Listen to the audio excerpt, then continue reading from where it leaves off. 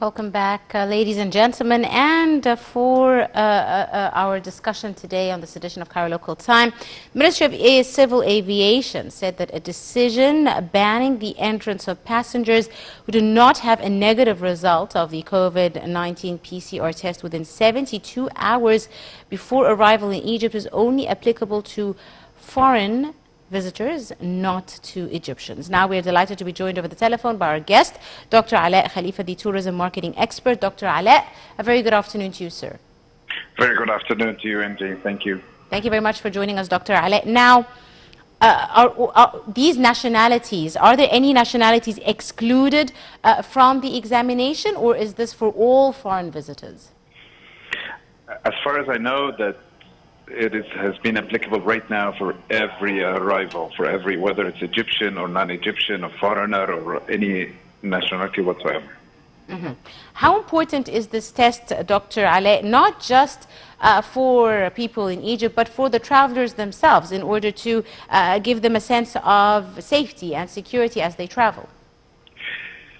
First of all, since the beginning of the opening of international tourism back in the 1st of July, I have several times and throughout a lot of interviews and newspaper articles about the importance of requesting a PCR test, a negative PCR test from all types of travelers coming to Egypt, whether they come to a main airport like Cairo or Alexandria Airport, or whether they come to a touristic city airport such as Hurghada or Sharm el-Sheikh or Alaa. Whether once we have decided to open up for international tourism, they're taking the right precautions was mandatory. What happens is that after almost a month of that, we've decided that we were going to amend this. Instead of having the traveler coming, coming to Egypt and especially writing a declaration form in which he states that he does not have a coronavirus or he's not, he will be reporting once he have any symptoms, which was not sufficient, which is not enough. What happens is that 15 days later, we've decided that we're going to impose the PCR test as a mandatory requirement for those boarding flights heading towards Cairo and Alexandria. 15 days later, the Prime Minister have issued a new decree that every arrival or every traveler coming to Egypt, whether it's an Egyptian or non-Egyptian or a traveler or coming for one of these touristic cities, must have a negative PCR test. Yes. The reason for all of this is very important to realize that countries are looking to us, whether if we are taking the right restrictive precautions to protect our citizens and to protect our health authorities, and also to protect us from having a second wave from that virus. That's extremely essential. That keeps people looking to us differently, and now Europe will look to us differently. They will know that we are taking everything seriously, and they will be more open to rethink about their decision to send travelers to us. The second thing is that we need to understand that countries right now are protecting themselves from a second wave from the virus, and what we did for the last 6 months, the achievement we did moved us from the red zone to the orange zone, which means we are nearly there beating that virus. So we cannot afford to have a second wave coming back to our beloved country, and therefore it's important that we take the right precautions. Whether this precaution is from travelers coming for the purpose of tourism or people just coming back home. It's important that people do that test and show it. However, on the other hand, in order to since we have had this decision being segmented, it's not the decision from the very beginning. It just had to be altered twice, which of course reached its perfect form right now. We need also to realize that there are a number of travelers who come from some destinations, such as Ukraine, for example. Yes. They do not have a test facility available on the local cities. The only test facility available for them would be in the capital, Kiev. So we have to also think more positively and perhaps find a way to build some sort of an agreement with the Ukraine or Belarus, but by having such a test facility available for those travelers, whether it's available at the airport before they fly, or whether it's available in some of their local cities. We need to, or we can do it in our own local airports. So perhaps as an exception for, and that's also protecting our travel agencies, protecting our cities, Sharm el-Sheikh and Hurghada. Yes. Because people have had these number of agreements, and the agreements for the end of the year. Now we have done a disruption. Of course, the decision is amazing. The decision is good. I 100% support that decision. However, we need to think of the consequences of the decision, especially for those who have had contracting until the end of the year. So for a country like Ukraine and like Belarus, for example, we need to perhaps, I'm saying that, maybe it's a suggestion.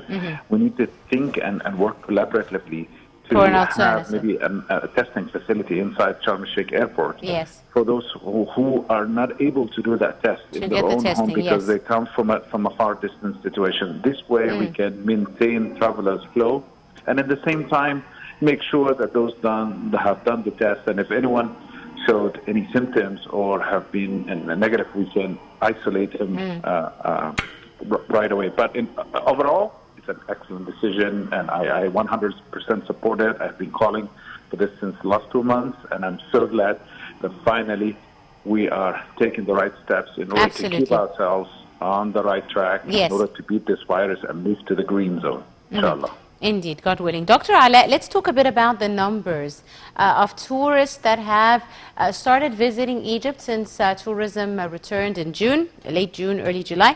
Can you tell us a bit about the numbers of tourists and the cities that have been more frequented since tourism resumed?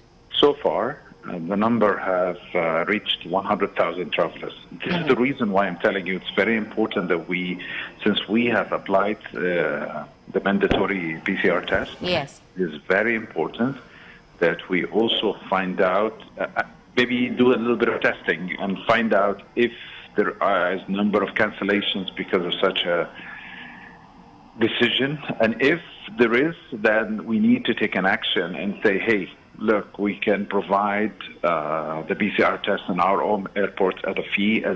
Turkey does this. Turkey does this for the same type of Ukrainian travelers. They do the PCR test for them once they arrive to the airport. It's mandatory for them to download a mobile app in which the results come to the mobile app and tell them if this is a negative or a positive. If it's a negative result, of course, they will be able to move and roam freely. If it's a positive result, then they are asked to stay where they are until the authorities come and isolate them from the rest of the other travelers. So 100,000 so far, that's what we've received. It's still a drop in the ocean, but it's a good start. It's an excellent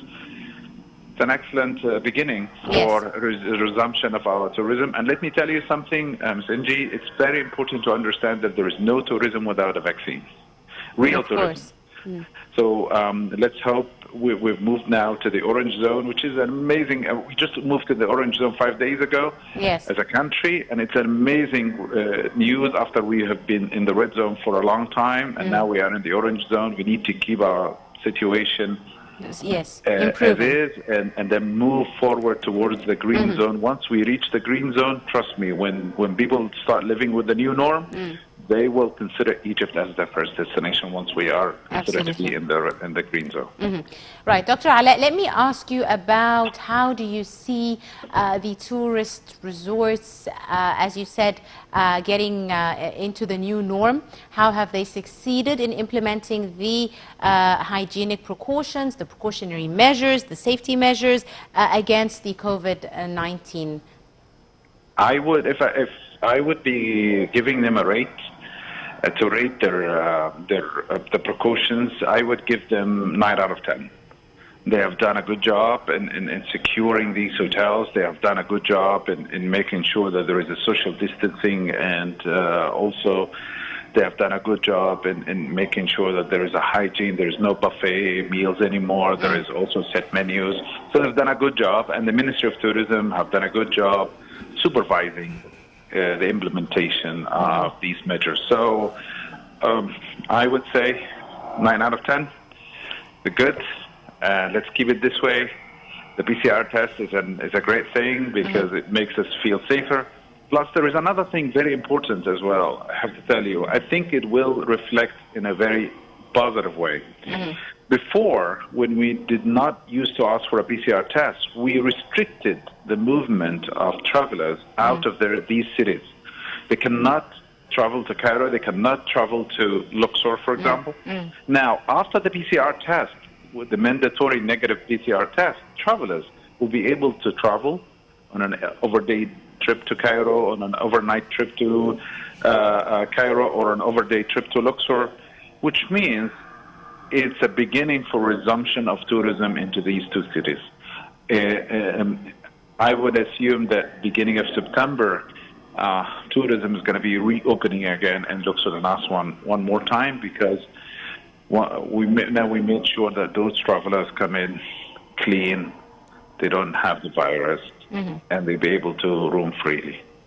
Indeed. And how do you see the precautions and the rules that allowed these resorts to gradually reopen? The government set certain limitations with regards to the capacity and the numbers that are allowed to be hosted in hotels and resorts and even museums and touristic sites, etc. And gradually they started increasing these numbers. Do you see this gradual way of reopening touristic areas and sites played a role in preventing further spikes in infections and allowing more safety for our tourists in Egypt? The most important thing that any country can take as a precaution to fight this virus is the implementation of these measures and social distancing. So as long as we have implemented social distancing into hotels, and social distancing means space. And if in order to keep space, then you need to run with your half capacity. So right now, hotels are running at 50%, and I don't think they will be increasing that capacity to 100%. It's not going to be wise. I think it will still remain at 50%. I think that's enough for hotels to have full occupancy at 50%. Right. Well, because that's the only way they can maintain that social distancing. They can have a separate floor for isolation in case of any infection that have spread out into this hotel facility. So what we're saying here is that we need to balance it out.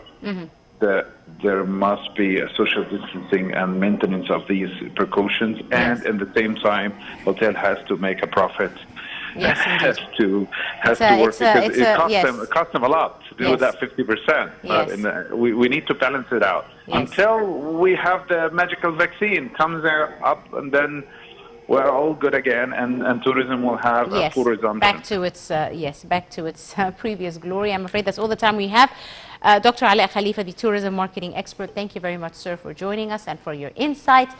We now have another tourism-related feature, this time all the way in Fayoum, and we'll be right backstage.